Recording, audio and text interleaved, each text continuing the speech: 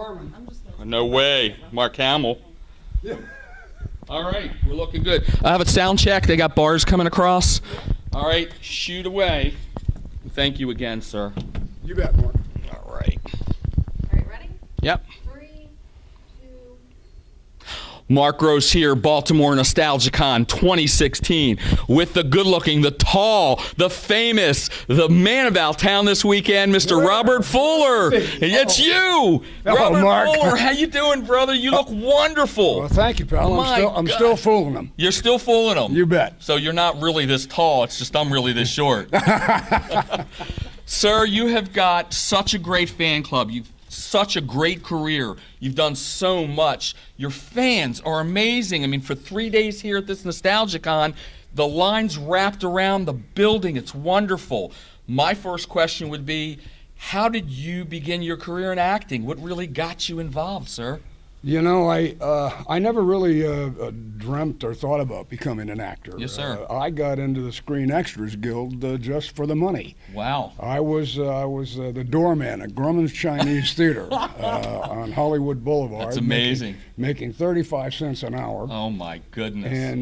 And I guess I was about 17, 18 years old. And I met a whole bunch of kids around my age that were in the Screen Extras Guild. Yes, and sir. they'd come to the movies. Yes, and sir. They kept saying to me, come on, you ought to get in the Screen Extras Guild with us. We make $12.05 a day, plus overtime, meal penalties. You could make $25, or, you know. So I went down and I joined the Screen Extras Guild. Yes, sir. Had no idea about being an actor or anything, but I probably worked in over 100 movies as an extra, just Yes. walking around the background, you know, Yes, whatever sir. you do. And then the Korean War was on, and I finally turned 19 and got drafted, and went to Korea and spent 17 months over there. And then when I came back, my very, very best friend was an actor named Chuck Courtney, who played Dan Reed on the Lone Ranger television series. Yes, sir. And he had started in an acting class with Richard Boone. Right. Now, Dick Boone had just done a series called Medic, which I didn't see Yes, because sir. I was overseas. Yes, sir. And they convinced me to go to class, and I did. And I met Dick, and Dick thought I had a shot at being an actor, so he said, I want you to study with me. Wonderful. And I said, what the heck, I'll give it a shot. Wonderful. And I did, and he liked what I did in class. He sent me back to New York to study with Sandy Meisner at the Neighborhood Playhouse, Sure. which I did, which he graduated from. And sooner or later, I started getting some small parts, and they got bigger and bigger. And then by 1959, they offered me Laramie, which was amazing. Fantastic. You know? Yeah. Oh, my God. Now, that ran how long, sir? That was 5 seasons. Yeah, very good. 128 episodes. A lot of something like episodes, that. yeah, for sure. Good. Then I went right into Wagon Train after that. Yes, sir. And then after Wagon Train, I did several motion pictures. My favorite one being The Return of the Magnificent Seven with Yul That Brynner. was a wonderful movie. I had a Love great- that film. Had a great time with How was them. it working with them? Pretty good? Absolutely. Yes, sir. Yul was magnificent. Good. He was the king. There's no doubt about it, believe me. But then shortly after that, Jack Webb, I was always looking to do Westerns because I happen to like the Yeah, Westerns. very good I'm interest for very you. Used to that lifestyle. Yes, sir. But Jack wanted me to play a doctor. Jack Webb did, and I didn't want to. I'd never met him before. And I told my agent, I don't want to do a medical series. And he said, you don't understand. He says, Jack Webb wants you and nobody else to play Dr. Brackett in this new television series called Emergency. Wow. So I said, well, I don't want to do it, but I owe the man the courtesy to go in and tell him I don't want to do his Live and in person, his sure. show. Absolutely. So they said, well, they're expecting you at his office after work, 7 o'clock tonight, to meet everybody. And I said, okay. So I showed up and walked into his office, and the whole Universal brass were there, and he's behind his Holy desk, and cow. everybody's having cocktails. It's way after hours. And like an idiot, I walked up to his desk, and I said, Mr. Webb, I just... thank you for seeing me, but I just want to tell you I'm really not interested in doing a medical series. And he looked up at me and he said, shut up and sit down. I swear. He said that to you. And I took me back for a moment, and he said, do you drink? And I said, yeah. He says, go fix yourself a drink and come back and sit down. Honest to God's true story. That's wonderful. He had a bar there, and everybody was having a cocktail. I went over and made a big drink. And I came back and sat down, and I swear 2 hours later, I walked out of his office, having signed to do an 8-year television series with Wow. a 2-hour world premiere to start with 13 episodes sold. Impressive. We watched it. I'm Loved telling it. you, unbelievable. Loved it. But what an idiot. I don't No, want to be your series.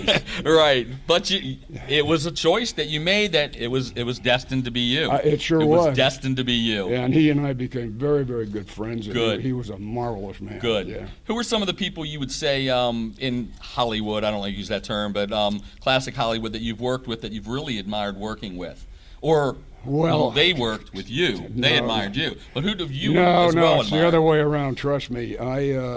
God, I was so lucky to work with some fabulous people.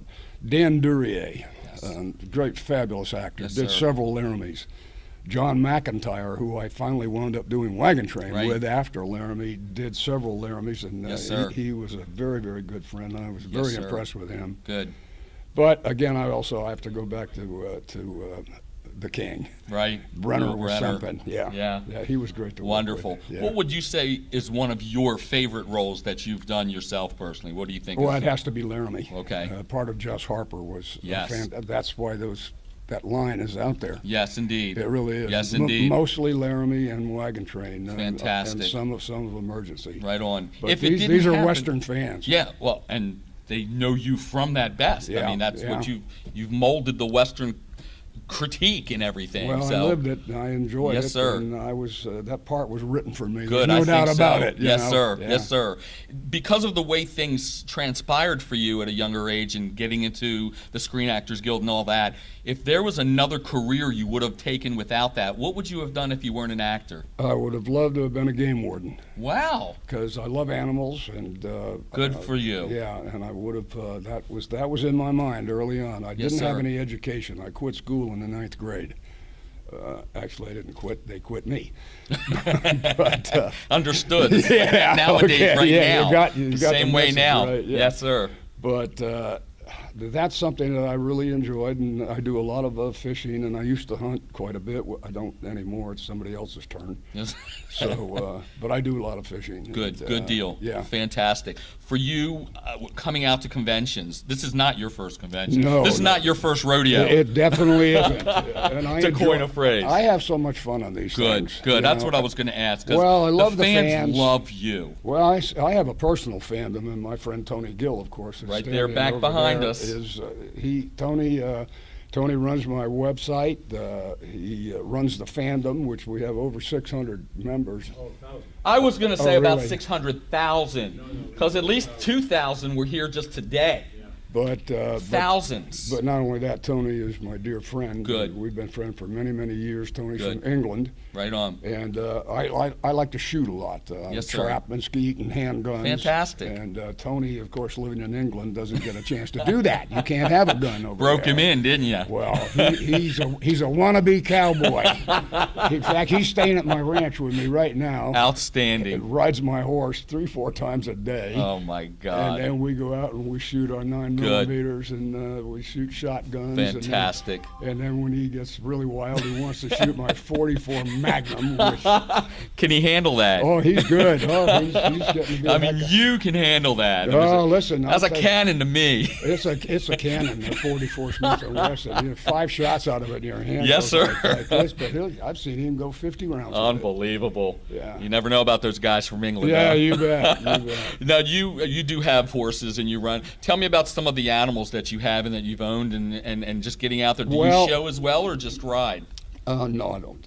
My wife does a little bit. Okay. Sometimes she does dressage. Yes, sir. But both the horses on Laramie and Wagon Train were mine, Wow. and I wouldn't have it any other way. Good. Good for know. you. Yeah, I have one of the best picture horses in the world. Good my deal. horse Hoot on Laramie. Yes, sir. And I have 2 horses now. I have my horse. My wife has hers. We've got 2 miniature donkeys. Fantastic. Two cats, a dog, And a partridge in a pear tree. and some skunks. I live out in the country. Hopefully they don't visit as much as the Oh, other they one. do. They do. Now for you when you're He going throws out- rocks at them. No, come on. He did. You got that 44 mag, you're throwing rocks? He took a walk with my dog one day and came back and he said he saw a skunk and actually threw a rock at it. I said, "You are crazy." He is crazy. Oh my God, I used to work construction years ago, and there was a few on site, and we were the first crew in to dig for the pipe. And the guys on the crew were like, "Look what we found." I said, "Don't get near 'em, Oh, man." you bet. Unbelievable. So will you continue to do, your fandom is grand and it's growing. Will you continue to come out and do shows and meet your fans? And, I know you have a lot of time between all the things that you do, but you enjoy it enough you'll keep coming out and signing shows? Well, let's see. I'm booked right now for Okay. the Williamsburg Film Festival in Williamsburg, Virginia Good. in March. Good. Then I'm doing the Memphis Film Festival in June, Wow. which will probably be my 12th time Yes, in a sir. row for it. Yes, sir. So I try to do 2 to 3 of these a year. Good deal. Wonderful. Well, sometimes 4. Yeah, he's that's saying, good though. but, The fans yeah. are out there. Well, and they all come to them. I have That's fans that great. come from Japan and England. And Why is it Germany. that 99% of them are all gorgeous women out there? That's what I'm wondering. How do I get involved with that? I can pretend I'm Richard Dreyfuss, but I'm not tall, dark, and handsome. So Listen, Dreyfuss is all right. You come on and hang out with me for a while. You get some of those kisses I'm getting. you heard it here first. Hey, I'm hanging. I'll share with you. Come on. Yeah, he's got too many now. I'll tell you, thousands. Sir, you've been wonderful here. We love seeing you. One more question is, you see a lot of celebrities while you come out to shows, because there's a lot to come out to shows with you. For you, actually 2 questions. Are you a collector of anything? Do you collect anything? Bric-a-brac, anything that interests you as a collection? Guns. Outstanding, A outstanding. person can never have Too many guns. Yes, sir. Well put. And if you yourself could get an autograph from somebody that maybe you have never been able to do, who would you say you'd want an autograph from? Winston Churchill. Fantastic. Why? Why would that be? I think he was one of the most incredible men ever hit this planet. Outstanding. Yeah. Good for you. Anything you'd like to tell some of your fans that are watching this right now? Well, just like to say hi to everybody, and if you get a chance, come on out to Williamsburg or come to the Memphis Film Festival sometime. We'll be happy to say hi, take a picture, Fantastic. and shake your hand. Outstanding. Ladies and gentlemen, the tall, the good-looking, the very cool Mr. Robert Fuller. Mark. Thank you, brother. Wonderful That's interview, an awful sir. big build up there, pal. Thank you. Thank you, sir. I'm going to have you hang around with me a bunch. You're going to keep that dialogue As up. long as I get kissed on the head, I'm okay. NostalgiaCon 2016, Robert Fuller. And we're out. Good job. Hey, you too. Would you, sir, Well sign a done. couple things on camera I brought with me so we Sure. can hold up? Because I also write for Sci-Fi Pulse and Autograph Magazine. Thank you so much. Thank you, guys. Do you have a Sharpie with you? Oh, shoot. That's okay. Can you run to his table and get a Sharpie? I'm sorry. That's okay. Thank you, Sarah. Do that, you're on the And right. then we'll take you right back. Yeah, Or I Terry will have get the Sharpies table. on my table. Yeah, but she'll take it right back for you too. But this is you're fantastic. We could not believe when we came in the crowds that are here for you. And honest to God, we thought they didn't know where to line up for each guest, and everybody was saying, "No, that's Robert Fuller's fans." I went, "Wow, unbelievable! That's impressive. That's got to feel great." I came down yesterday morning around 8, and you weren't scheduled until around 10, and I told him, I said, it's 10.